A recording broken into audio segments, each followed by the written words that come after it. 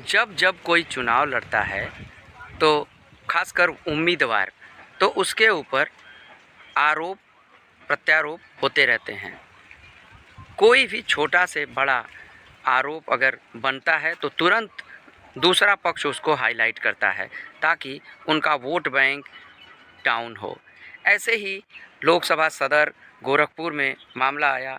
बहुचर्चित अभिनेता नेता रवि किशन जो कि यहाँ से सांसद रहे, उनके खिलाफ भी ये सारी चीज़ें अटकलें लगाई गईं। राजनीति में चूँकि चुनाव का समय आ चुका है, ऐसे में उनको यह पता है कि हाँ, इसमें भुनाओ कुछ फ़ायदा होगा।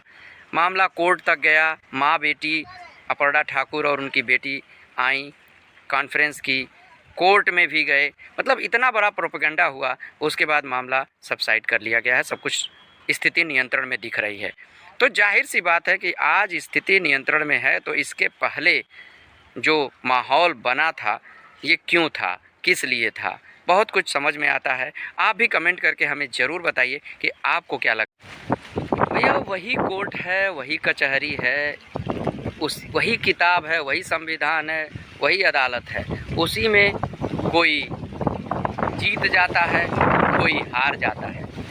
अभी गोरखपुर लोकसभा सदर सीट से निवर्तमान सांसद रवि किशन जो कि इस बार भी उम्मीदवार हैं यहाँ से, उनके खिलाफ उनकी एक कथित बेटी और पत्नी लखनऊ में आकर कॉन्फ्रेंस किए कि हमको हमारा अधिकार नहीं मिल रहा है और हमें डीएनए जांच करानी है।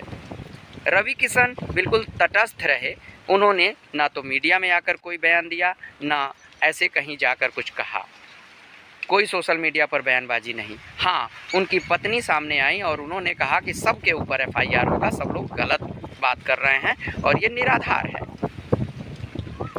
उधर माँ बेटी कोर्ट पहुंच गईं और डीएनए के परीक्षण के लिए आवेदन किया।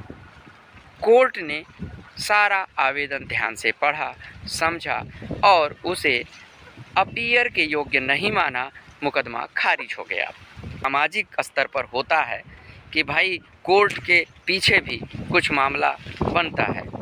आइए कुछ समझौता कर लेते हैं, कुछ पेपर में नरमी बरत दीजिए, आपका भी काम हो जाए, हमारा भी काम हो जाए। इसको कहते हैं सेटलमेंट।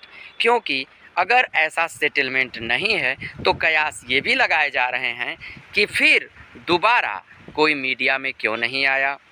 मैनेजमेंट अगर इस तरह से मिल के नहीं हुआ, आपसी सहमति समझौता नहीं हुआ, तो दोबारा दोनों तरफ से कोई भड़काऊ बयान अब नहीं आया।